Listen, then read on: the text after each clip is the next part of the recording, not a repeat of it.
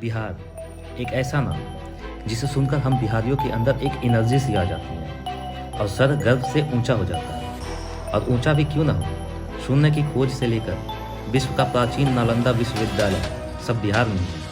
तो आज हम आपको लेकर चलते हैं नालंदा विश्वविद्यालय।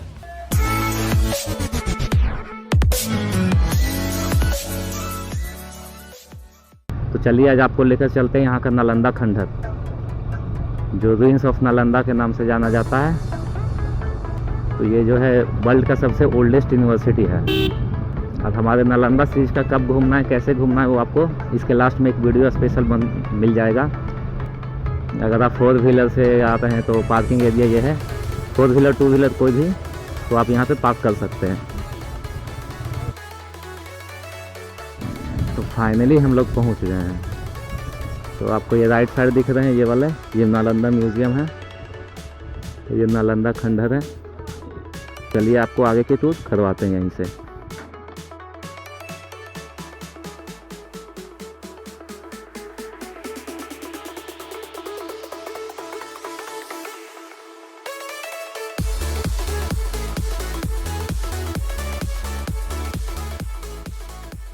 ये है टिकट काउंटर और यहाँ पे कुछ प्राइसेस लिखे हुए हैं, तो आप अपने टिकट यहाँ से ले सकते हैं।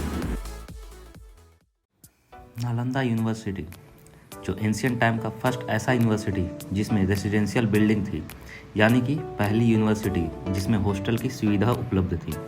और यह यूनिवर्सिटी राजा कुमार गुप्त के द्वारा गुप्त डायनेस्टी में बनाया गया था और ये 7th to 12th सेंचुरी तक knowledge hub of the world था। इसलिए यहाँ कई दूसरे कंट्री के स्टूडेंट्स पढ़ने आया करते थे। यहाँ का टीचिंग लेवल बहुत हाई था और कहा जाता है कि यहाँ एडमिशन लेने के लिए 7 गेट्स को क्रॉस करना होता था, यानी 7 लेवल। हर गेट्स पे एक से एक बड़े विद्वान स्टूडेंट्स की परीक्षा लेते थे। और हमने एक ब्लॉग में बताया था कि एक चाइनीज मॉन्क विन सांग जो 7th सेंचुरी में इंडिया बुद्धिस्ट को एक्सप्लोर करने आया था, तो उसने यहाँ पे पढ़कर अपना ज्ञान प्राप्त किया था। लेकिन समय बीतने के साथ इस्लाम एम्पायर का एक्सपेंशन हो रहा था और 12th सेंचुरी के अंत में बख्तियार खलजी नाम का एक मिलिट्री जनरल जो घुरिद एम्पायर का था, उसने यहाँ इन्वेड कर दिया और अपने एम्पायर को एक्सपेंड करने के लिए इस विश्वविद्यालय को नष्ट कर दिया और यहाँ की मोस्ट वैल्यूएबल लाइब्रेरी भी जला दिया। और कहा जाता है कि यह लाइब्रेरी में इतने बुक्स थे कि कई दिनों तक यह जलता रहा। यूनिवर्सिटी डिस्ट्रॉय होने के कई सदी बाद इसकी खुदाई 2 चरणों में हुई। पहली बार सन 1811 और दूसरी बार सन 1974 से सन 1982 तक, और यह एक्चुअल एरिया से बहुत ही कम था। इस विश्वविद्यालय का टोटल एरिया 90 किलोमीटर तक फैला हुआ था, जो आज के समय में देखें तो यह विश्वविद्यालय राजगीर से लेकर पाटलिपुत्रा पटना तक था। लेकिन खुदाई के बाद सिर्फ 500 मीटर नॉर्थ से साउथ और 250 मीटर ईस्ट से वेस्ट तक ही है। इसे कई पार्ट्स में रिस्टोर किया गया है और यह यूनेस्को वर्ल्ड हेरिटेज में आता है। तो चलिए एक एक करके इसके सभी पार्ट्स को एक्सप्लोर करते हैं।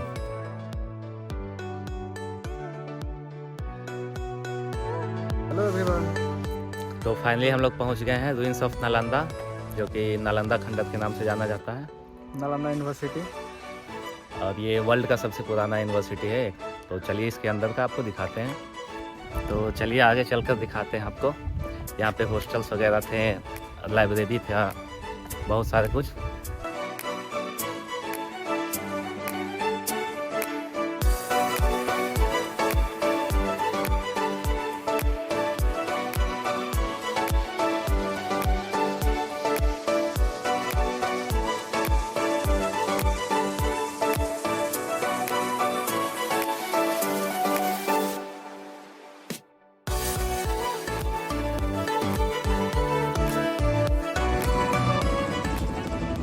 हिस्ट्री।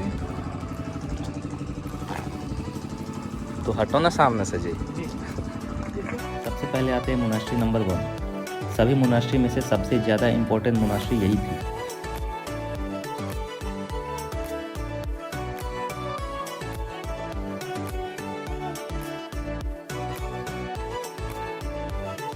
और देखने से लगता है कि ये 2 फ्लोर का रहा होगा उस टाइम। और यहाँ ऊपर वाले फ्लोर पे लगभग 34 कमरे थे, जिसमें वहाँ मॉन्क्स रहा करते थे जो लाइब्रेरी के बुक्स को देखभाल करते थे, या फिर आप ये बोल सकते हैं कि ये लोग टीचर्स हुआ करते थे। यहाँ जैसा कि आप देख सकते हैं कमरे बहुत छोटे होते थे तो एक रूम में सिर्फ एक मॉन्क रहते होंगे।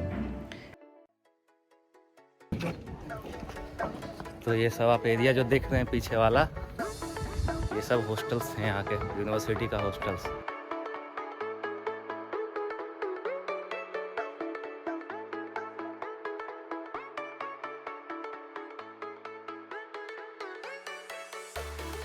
यहाँ पे आंगन है और साथ में कुछ रूम्स भी। और यहाँ एक कुआं है जो शायद उस टाइम पे पानी पीने और नहाने के काम आते होंगे।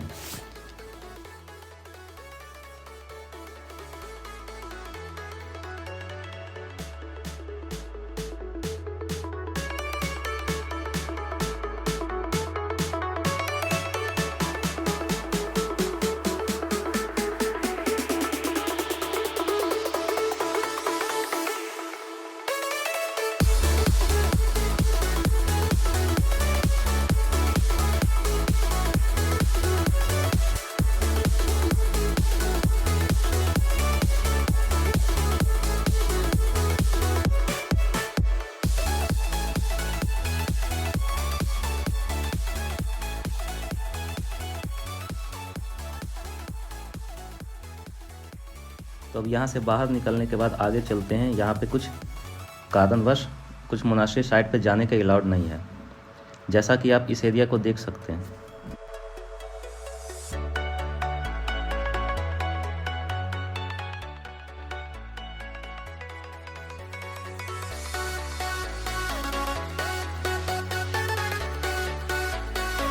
फिर आते हैं टेम्पल नंबर 3। यहाँ पे यह टेम्पल नंबर 3 जो कि आप हर जगह फोटोज़ में देखा करते होंगे, और इसका नाम सरीपुत स्तूप है। ये इस खंडर की मोस्ट आइकॉनिक स्ट्रक्चर है।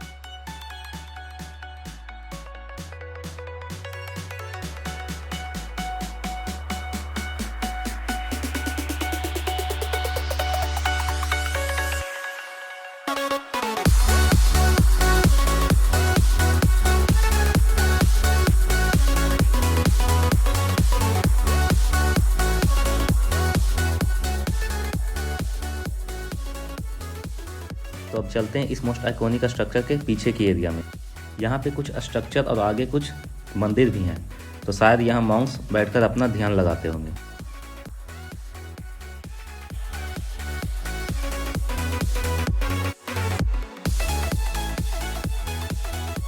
और ये वो एरिया है जो सामने से ब्लॉक था, मोनास्ट्री नंबर 2। यहाँ भी कुछ रूम्स बने हुए हैं।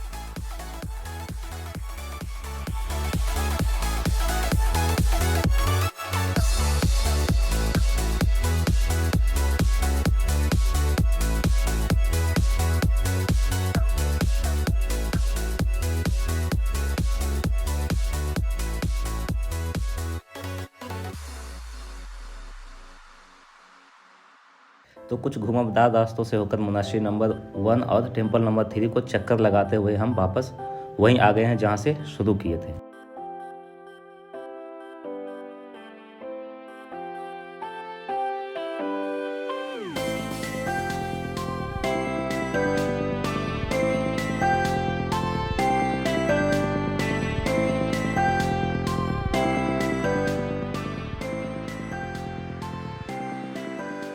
यहाँ पे एक मैप है जो यह दर्शाता है कि कौन कौन से एरिया को रिस्टोर किया गया है।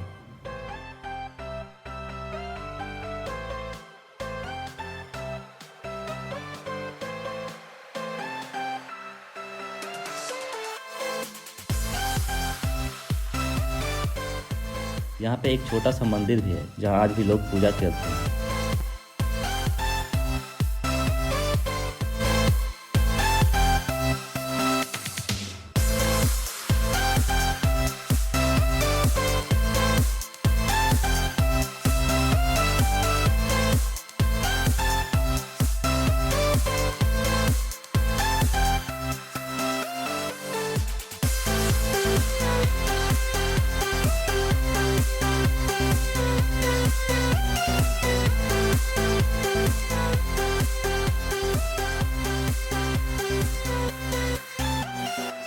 तो अभी आपने ड्रोन व्यू में देखा जो मोनास्ट्री नंबर 4 से लेकर मोनास्ट्री नंबर 11 तक थी। तो चलिए उस जगह को हम एक्सप्लोर करते हैं। ये है मोनास्ट्री नंबर 4 और ये भी 2 फ्लोर का था, और ये हॉस्टल एरिया थे जहाँ पे स्टूडेंट्स रहा करते थे।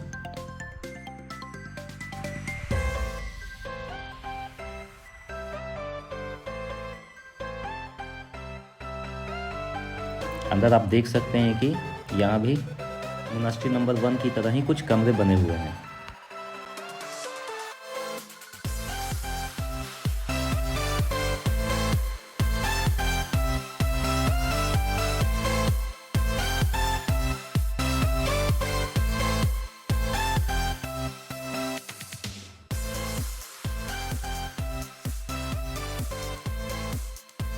और यहाँ पे एक अंधेरा गलियारा है जो कि अब ऊपर से तोड़ दिया गया है ताकि यहाँ पे लाइट आ सके।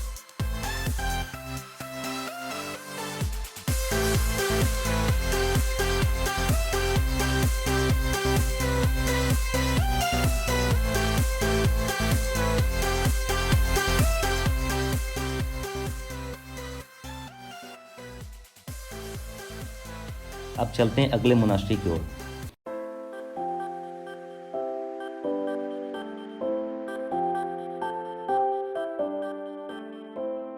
ये है मोनास्ट्री नंबर 6 और यहाँ भी हॉस्टल हुआ करती थी। यहाँ पे चारों तरफ रूम बने हुए थे और बीच में एक बड़ा सा आंगन है जिसमें एक कुआं और 2 चूल्हे बने हुए हैं।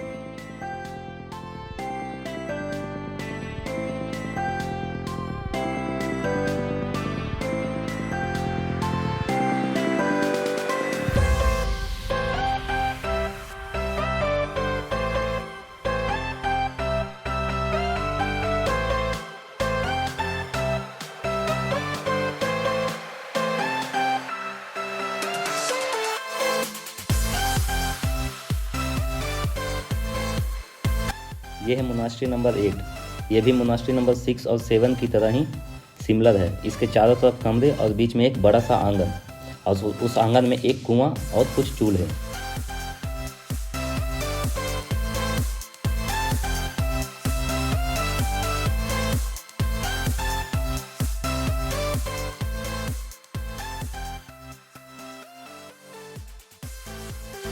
ये मोनास्ट्री नंबर 9 है। ये बाकी की तरह ही चारों तरफ कमरे और बीच में आंगन है, लेकिन यह एरिया यहाँ की मुख्य किचन एरिया थी जहाँ पे खाना बनाया जाता था। यहाँ टोटल 28 कमरे हुआ करते थे और आंगन में एक कुआं और बीच में कुछ चूल्हे थे। जैसा कि देख सकते हैं आप उस ज़माने के चूल्हे जहाँ पे खाना बनाया जाता था।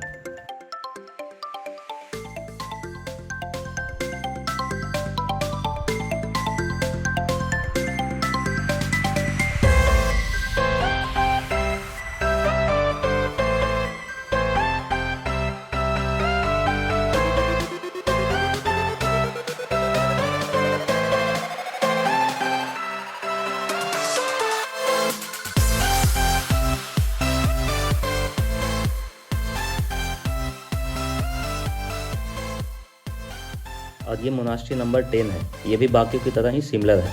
एक्चुअली मोनास्ट्री नंबर 6 से लेकर मोनास्ट्री नंबर 10 सभी सिमिलर ही हैं।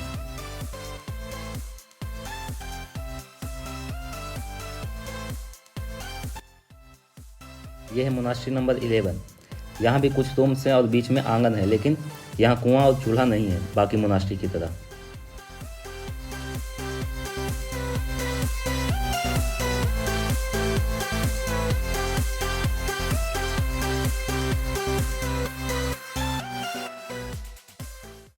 ये टेम्पल नंबर 12 है जो 2 चरणों में बनाए गए हैं।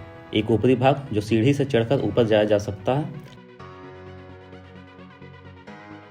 और दूसरा निचली भाग। यहाँ पे बैठने के लिए कुछ छोटे छोटे पिलर्स बने हुए हैं और बीच में एक सिंहासन है, जिससे यह लगता है कि विद्वान यहाँ पे बैठकर अपने स्टूडेंट्स को ज्ञान दिया करते होंगे।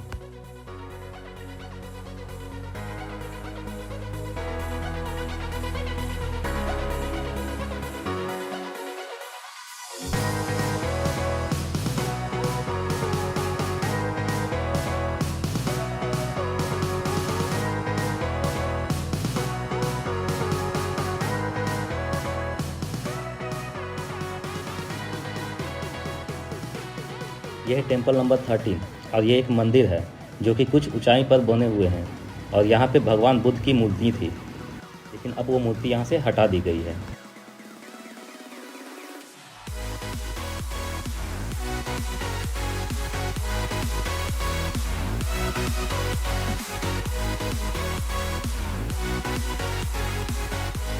यहाँ की कुछ मोनास्ट्री और टेम्पल में जाना अलाउड नहीं है, इसलिए सारे को कवर नहीं कर पाया है। उम्मीद है कि आपको हमारा ये वीडियो पसंद आया होगा। तो इस वीडियो को लाइक, कमेंट और शेयर करें और हमारे चैनल को सब्सक्राइब करें।